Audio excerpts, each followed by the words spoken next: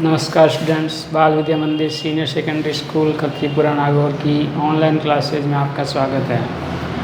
आज हम कक्षा 10 का अध्याय 3 पढ़ेंगे, जिसका नाम है आनुवंशिकता। आनुवंशिकता के बारे में सबसे पहले जॉन ग्रेगर मेंडल ने बताया था, तो इसमें हम ये देखेंगे, इस पाठ में ये जानकारी होगी कि माता पिता के लक्षण जो होते हैं वो संतानों में संचरित होते हैं। हम अपने आसपास देखते हैं, हम किसी बच्चे को देखते हैं, इसकी शक्ल माता से मिलती है या पिता से मिलती है, तो ये जो माता पिता के लक्षण या गुण होते हैं वो संतानों में आते हैं। इसके बारे में इस पाठ में बताया गया है।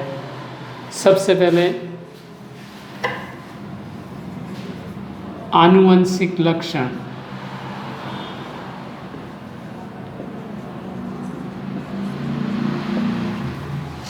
आनुवंशिक लक्षण किसे कहते हैं? माता पिता के ऐसे लक्षण जो संतानों में संचित होते हैं या जाते हैं, उन्हें कहते हैं आनुवंशिक लक्षण। पैतृक गुणों का संतति पीढ़ी में संचरण होता है, उस लक्षणों को कहते हैं आनुवंशिक लक्षण। ऐसे लक्षण जो माता पिता से संतानों में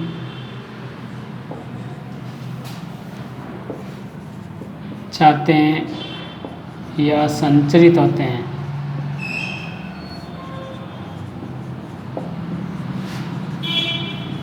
उन्हें आनुवंशिक लक्षण कहते हैं।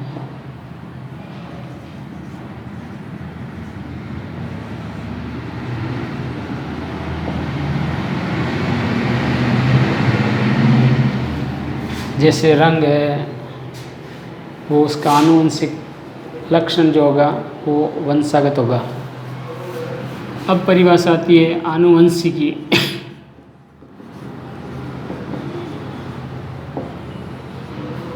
आनुवंशिकी जिसे हम कहते हैं जेनेटिक्स।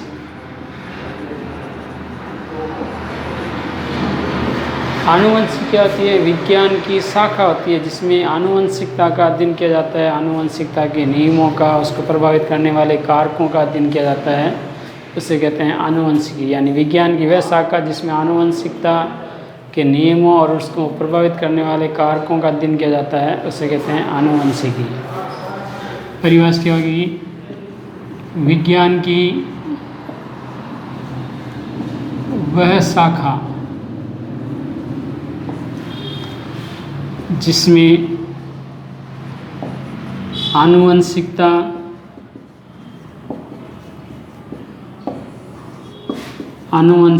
के नियमों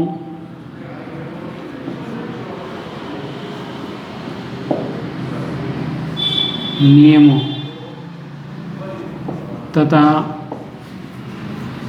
उन्हें प्रभावित करने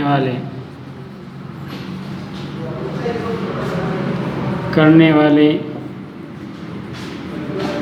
कारकों का अध्ययन किया जाता है,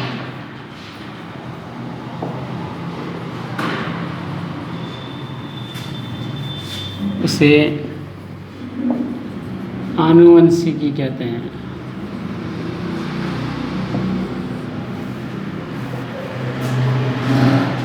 सबसे पहले आनुवंशिकी शब्द का प्रयोग किसने किया?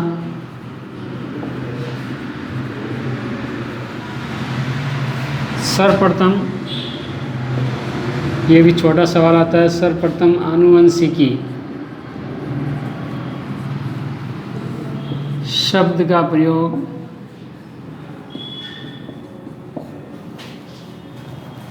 बैटसन ने किया।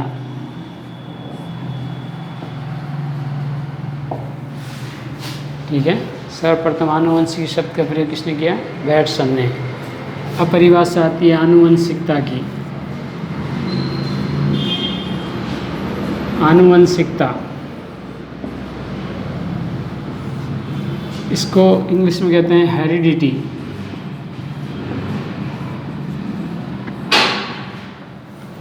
आनुवंशिक किसे कहेंगे? पैतृक लक्षणों का या आनुवंशिक लक्षणों का पैतृक पीढ़ी से संतति पीढ़ी में संचित होने की क्रिया को क्या कहते हैं? आनुवंशिकता है। आनुवंशिक लक्षणों का माता पिता से जनकों में संचित होना या जाने की जो क्रिया होती है उसे कहते हैं आनुवंशिकता। आनुवंशिक लक्षणों का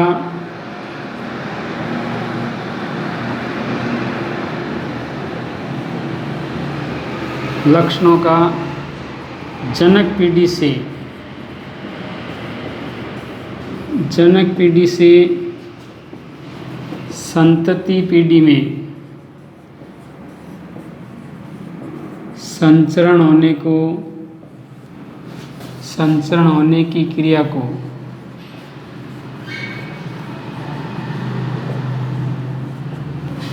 आनुवंशिकता कहते हैं।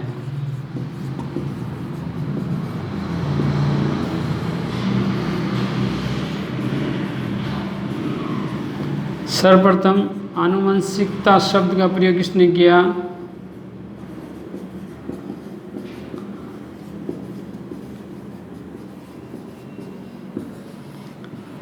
शब्द का प्रयोग स्पेंसर ने किया।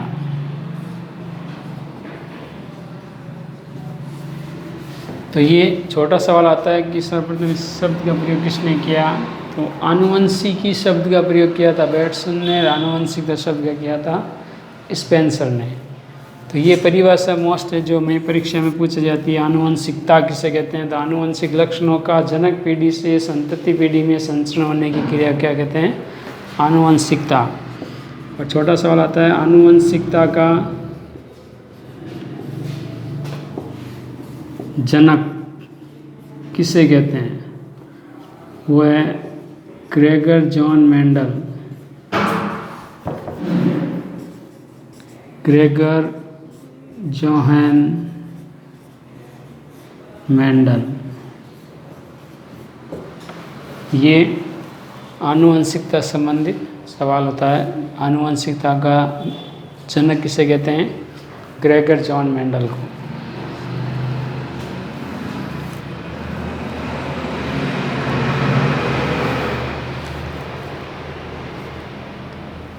अब हम पढ़ेंगे मेंडल के बारे में। मेंडल कौन थे, क्या कार्य करते थे, उन्होंने किस पर प्रयोग किए, कैसे किए, क्या परिणाम निकला, इन सब के बारे में जानकारी होगी।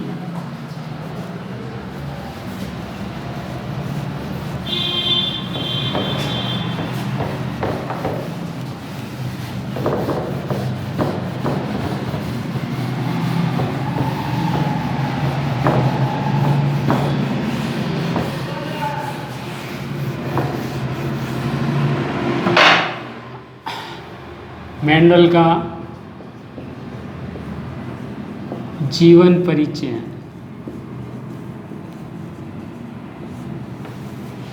ठीक है, अब मेंडल के बारे में पढ़ेंगे। तो इसमें शॉर्ट में पढ़ते हैं हम। आनुवंशिकता का जनक किसे कहते हैं? ग्रेगर जॉन मेंडल को। Gregor John Mendel. इनका जन्म हुआ था 22 जुलाई 1822 को। ये कार्य क्या करते थे? कहाँ होता? ऑस्ट्रिया में। ठीक है, जन्म कहाँ होता? ऑस्ट्रिया में, हेजेंट्रॉफ प्रांत के अंदर हुआ था। इतना नहीं ध्यान रखना, आपको इतना ध्यान रख लेना ना। कार्य क्या करते थे? ये एक चर्च में पादरी थे, जो चर्च में पूजा अर्चना करता है वो पादरी होते हैं। इन्होंने अपने प्रयोग किस पर किए थे? उद्यान पादप मटर, जिसका वानस्पतिक नाम होता है मटर का वानस्पतिक नाम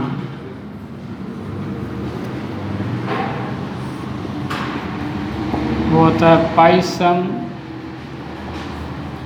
सेटाइवम। Pisum sativum. तो मेंडल ने अपने प्रयोग किस पौधे पर किए, वो ध्यान रखना है, उद्यान पादप मटर पर किए थे।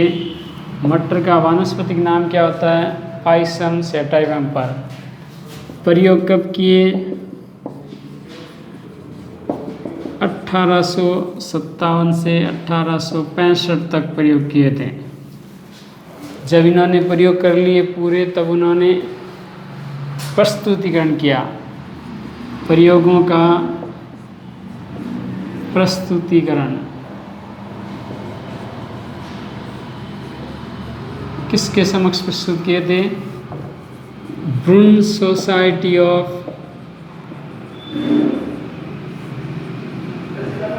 Natural history. ये एक संस्था थी, इस संस्था के समक्ष जाकर के उन्होंने बताया कि मैंने मटर के पौधे प्रयोग किए और उसके परिणाम प्राप्त हुए हैं कि माता पिता के लक्षण जो है संतानों में जाते हैं या संचित होते हैं। तो इन्होंने प्रस्तुतिकरण कब किया,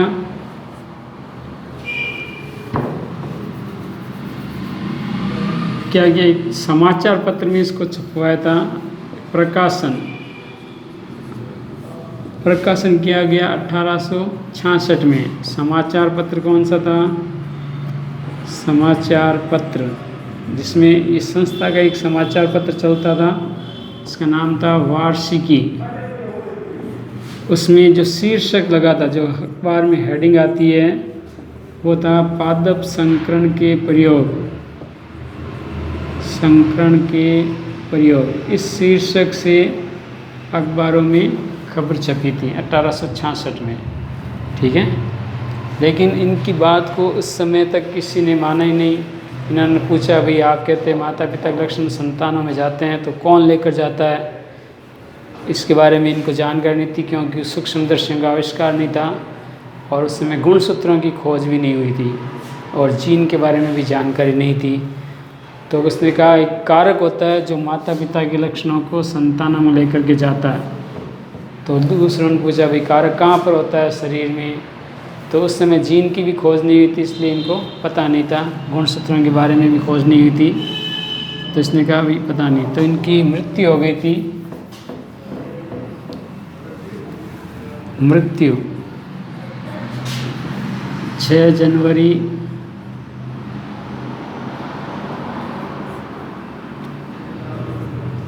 1884 में मृत्यु होगी। उस समय ये एक रोग से ग्रसित थे, रोग यानी बीमारी, वो था वृक्षशोथ, किडनी की एक बीमारी होती है, उससे ये ग्रसित थे। तो ये इनके बारे में इतिहास है। इसके बाद में 1900 ईस्वी में, 1900 में, यहाँ लिख रहा हूँ मैं, 1900 में 3 अलग अलग व्यक्तियों ने वापस खोज की मेंडल के प्रयोगों की और नियमों की। वो कौन कौन से थे, एक तो था हॉलैंड का, एक था जर्मनी का कार्ल कोरेंस, ऑस्ट्रिया का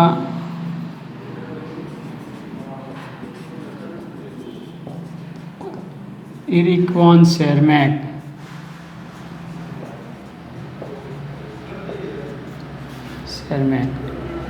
और हॉलैंड का ह्यूगो डी ब्रीज। इन 3 अलग अलग व्यक्तियों ने अलग अलग देशों में रहते हुए मेंडल के प्रयोगों को वापस किया, तो उनको भी वही परिणाम प्राप्त हुए थे जो मेंडल को प्राप्त हुए थे। इसलिए इन सब को कहते हैं मेंडलवाद का पुनः खोजकर्ता। मेंडलवाद के पुनः खोजकर्ता के नाम बताइए, तो कौन कौन से होंगे, जर्मनी का कार्ल कोरेंस, ऑस्ट्रिया का एरिक वॉन शेरमैक, हॉलैंड का ह्यूगो डी ब्रीज। कब किए थे इन्होंने प्रयोग, 1900 में। जब इन्होंने प्रयोग करके वही परिणाम प्राप्त हुए, तब उन्होंने कहा था कि ये जो प्रयोग आपने किया और उसके परिणाम प्राप्त हैं वो 35 वर्ष पहले जॉन ग्रेगर मेंडल नाम के जो पादरी थे उन्होंने बता दिए। इसलिए आज भी आनुवंशिकता का जनक जो है ग्रेगर जॉन मेंडल को कहते हैं। तो मेंडल को जो प्रसिद्धि है प्रसिद्धि वो 35 वर्षों के बाद मिली थी।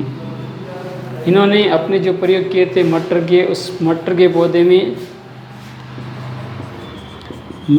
पौधे में 34 लक्षणों का चयन किया, लेकिन जो प्रयोग किए वो केवल 7 लक्षणों पर ही किए थे।